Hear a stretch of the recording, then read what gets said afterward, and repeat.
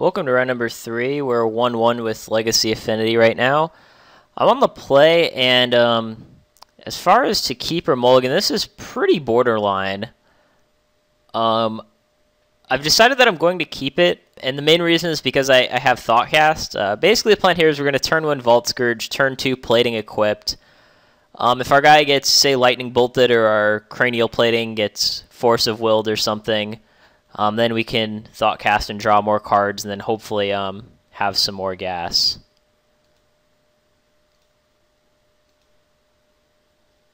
I guess the good news is that if we're up against a Wasteland deck, we'll be fine at least. You always try to look on the bright side. So we're probably against some sort of Delver deck again.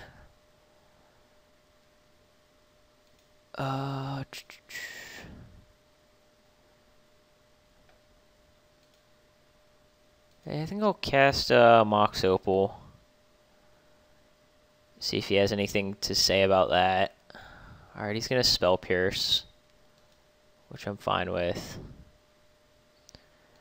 But, yeah, so now the good news is we really didn't need that Mox Opal, so I'm totally cool with him Spell Piercing there. And then, now we just attack for 4. Which I'd say is pretty alright. If there's an Arid Mesa here, it's probably a American Delver, blue, red, white. Oh, okay.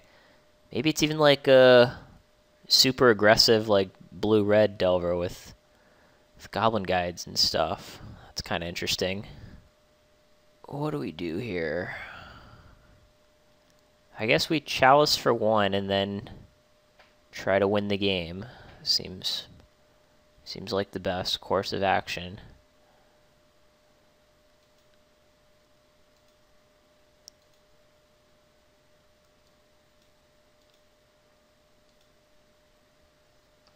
It's possible like he lightning bolts our guy in response. Yeah, okay.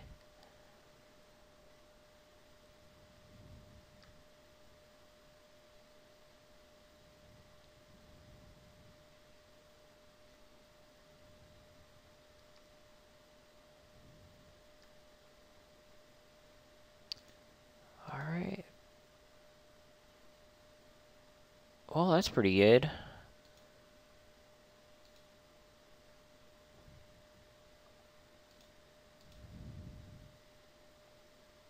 Can't cast Springleaf Drum, of course, because I mean we can cast it. It would just get countered. But yeah, I would hope now that this Chalice will just win us the game. Well, I guess Rift Bolt is a thing. Chalice doesn't stop Rift Bolt.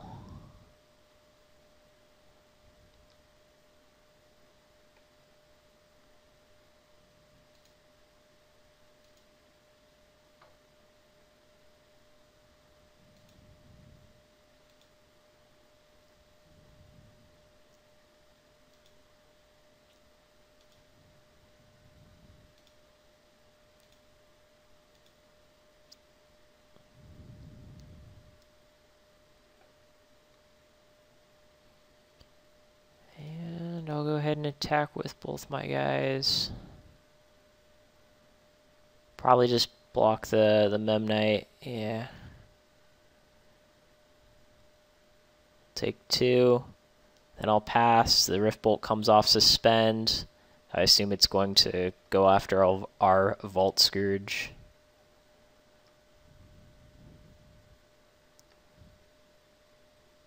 Jeez. Thunderous Wrath. I didn't realize that people played that card, but it happens to be particularly good here. Man, he's sure showing me this Chalice is not really doing much. But this Tezzeret, on the other hand, may do something.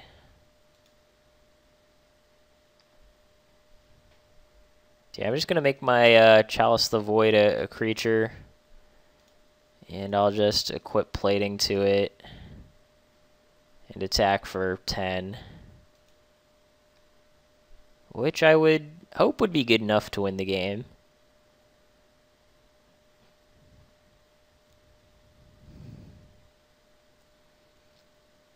Even if he happens to answer this, he'd also have to answer Tezzeret. So yeah, looks like we got it. That was an interesting one. That was an interesting one for sure. So I think here we actually just board 0 cards. I think our main is perfect. I could also just, since we're on the draw, I could just board out a land for a spell. I could just board out Ancient Tomb for like the 4th Tezzeret or something, or Phyrexian Revoker just to be a 2/1. Because multiple Ancient Tombs in particular are very bad here, I think. Ancient Tomb, of course, does help us cast our chalices, so you know it's pretty hard. I'm not really sure what's correct as far as the whole Ancient Tomb debate goes. Whether we should have a Karakas or a Tezzeret or a Revoker, or what exactly. Yeah, I guess I'm just going to keep it the same. I would like to board out an Ancient Tomb. The problem was I just didn't really have anything that I'd want to board in. So I'm going to keep this. This is pretty good hand. I mean, if he kills both our threats, we might be in trouble, but it's about the worst case scenario.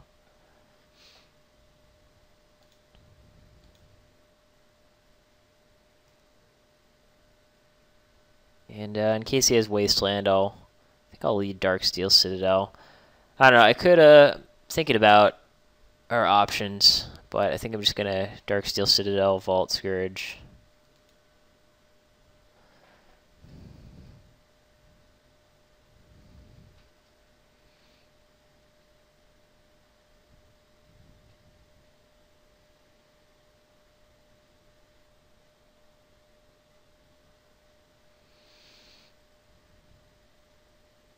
Alright, Volcanic Island, Ponder.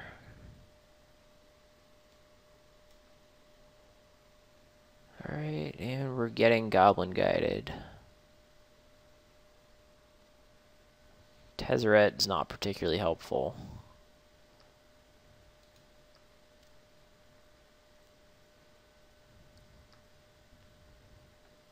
Cranial Platings are also kind of notoriously bad against burn. Because they just burn your creatures and your platings aren't very good. But I think I am just going to just try to outrace them with the platings. It's not very good, but at least with Goblin Guide attacking us every turn, we're much more likely to draw spells.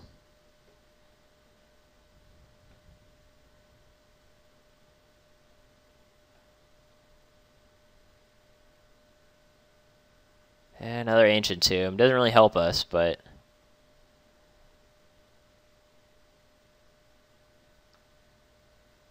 Ooh, Thoughcast. We can't cast it, though.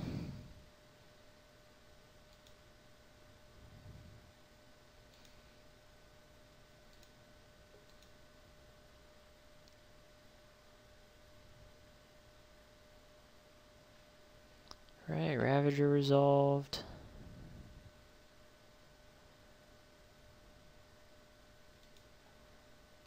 And yeah, I guess I'll deal myself 2 to cast this other plating. And attack for 6.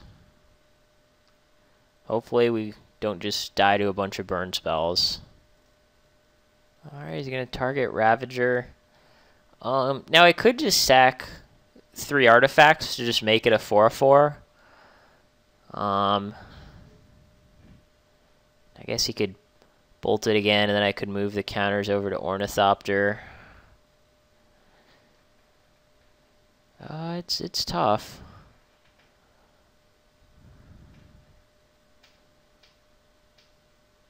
Yeah, I guess I'll do that. I think I am just going to go all in on the Arcbound Ravager. I mean, the risk we take is if we sack all our lands and we draw a blue source, we won't be able to cast Tezzeret, which could be relevant.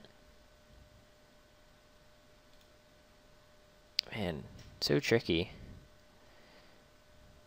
But I think I do have to do this, because if he just has another burn spell for my Ornithopter, I'll be in trouble. So yeah, I am going to sack 3 artifacts.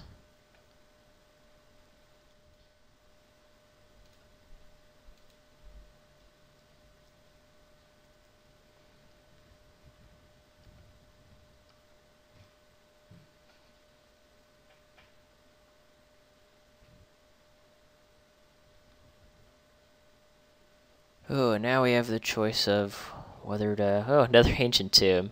Alright, well, surely enough, these Ancient Tombs aren't doing much. But yeah, I have the choice of whether or not to block. I think, to be honest, I just can't block here, because if I block and move over the counters to Ornithopter, and in response, he just lightning bolts it or something, then it'll be almost impossible to win. Pyroclasm. 2 to each creature. Man.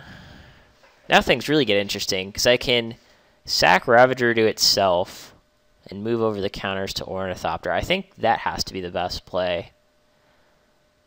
I can also just sack Plating and Ornithopter and then make my Ravager a 6/6 with 5 damage on it. That's pretty reasonable too. But yeah, I think the flying will come in handy. So I'm just going to sack it to itself.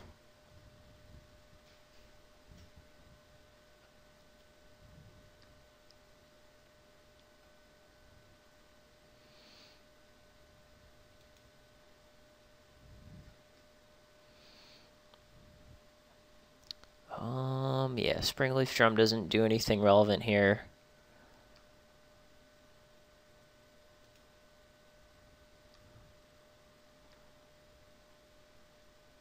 Just gonna attack. I mean, there are a few things that kill us here, like Thunderous Wrath is actually pretty insane, because he can reveal it to Delver and then dome us for 5. Well, Brainstorm is pretty helpful too.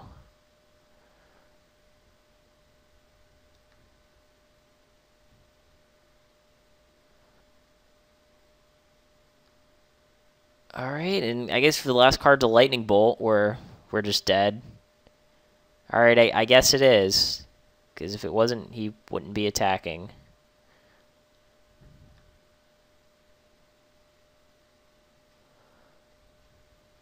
Yep. That does it, unfortunately. Alright, that was a close one. On to game 3. I still think I'm going to keep it the same. Let's try game 3. Something worthy of note is that our opponent does play Pyroclasm. I'm going to keep this, as this hand seems pretty good.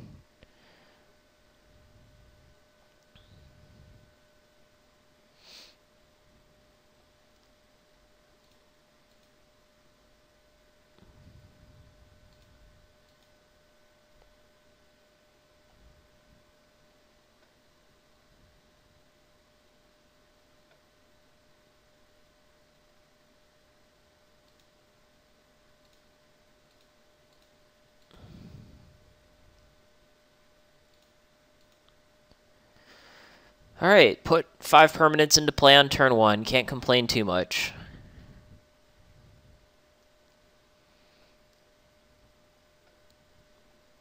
Alright. Ooh, and we've got Chalice. We actually have decisions to make now.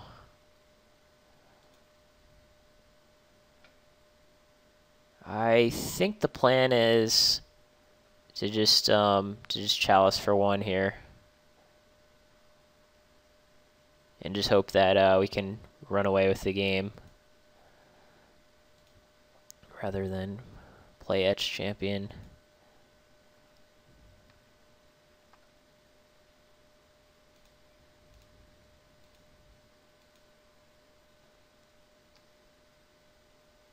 Alright, turn 2, attack for 8. Can't complain too much. And if our opponent Pyroclasms, he loses his Delver, and we just get to play Etched Champion. So I think things are looking good for us. Being on the play in this kind of matchup is very helpful, I think. Ooh, Price of Progress. So that can deal us 4 right now.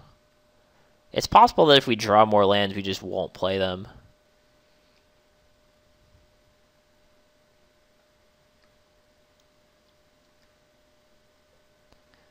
Alright, and we're not attacking.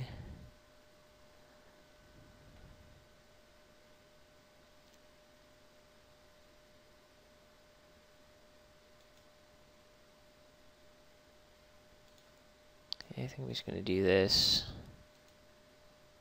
We don't have to deal ourselves 2 this way. And I imagine he's going to have Delver block Ornithopter, but I'm cool with that. We just threaten to kill him next turn with Etched Champion anyways.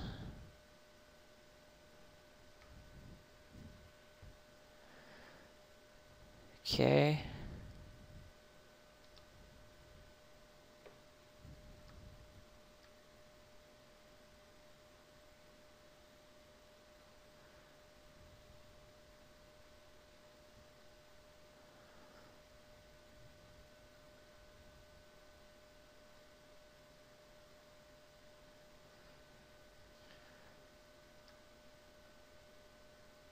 Alright, we're just passing. I'm not going to play my land. I don't want to, like, open myself up to some sort of price kill.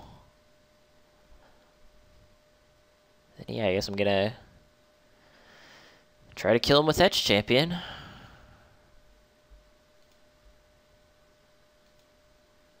Even if he, like, if he kills Frogmite, it's still enough to kill him. That'll be 8.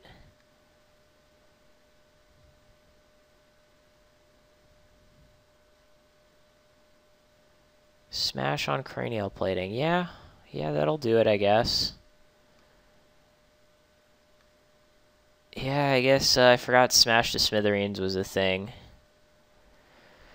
Oh, man. This is intense. He's got to deal us 9.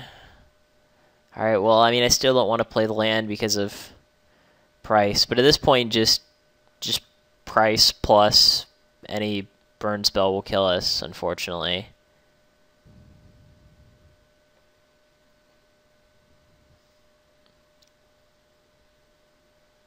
He has to use a burn spell on our Frogmite to not die. And then Etched Champion threatens to kill him the next turn.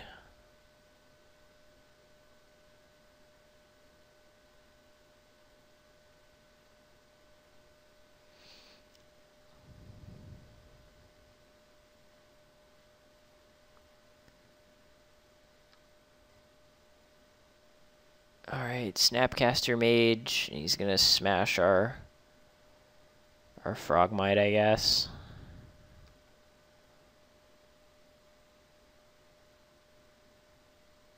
Oh, man. We'll go to 6. Snapcaster attacks us to 4. And I guess he would need something like Thunderous Wrath or Fire Blast to kill us. And I know at some point I was talking about like him burning us. I forgot that we had Chalice set to 1, so any actual lightning bolts won't kill us. But I guess he's just going to smash our Chalice here and then just double burn us. I would guess that would be the plan. Yeah, I would guess we're probably just dead here, but time to find out.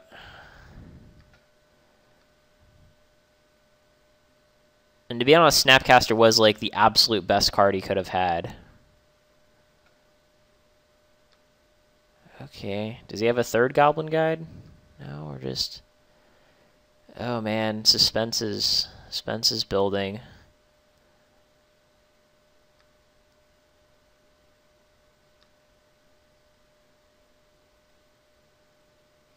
What was the other card? Oh, Arcbound Ravager. Not that it's relevant. Oh, I just want to know if we're dead or not. Blue-red. Yeah, man, that was really unfortunate. Both those games we lost were very close. And as I pointed out, the turn he had Snapcaster, I'm not sure if... I think that was literally the best possible card he could have had. But I won't complain too much. I guess we're 1-2 going into round 4. Alan Pennington with Gathering Magic. Thanks for watching. Thank you all for watching. If you haven't subscribed to Gathering Magic yet, please do so by clicking on the subscribe button. Or if you just want to watch some more primers, you can check out our playlist that contains every episode. And of course, you can always watch the next video by clicking on screen or on the link in the description box.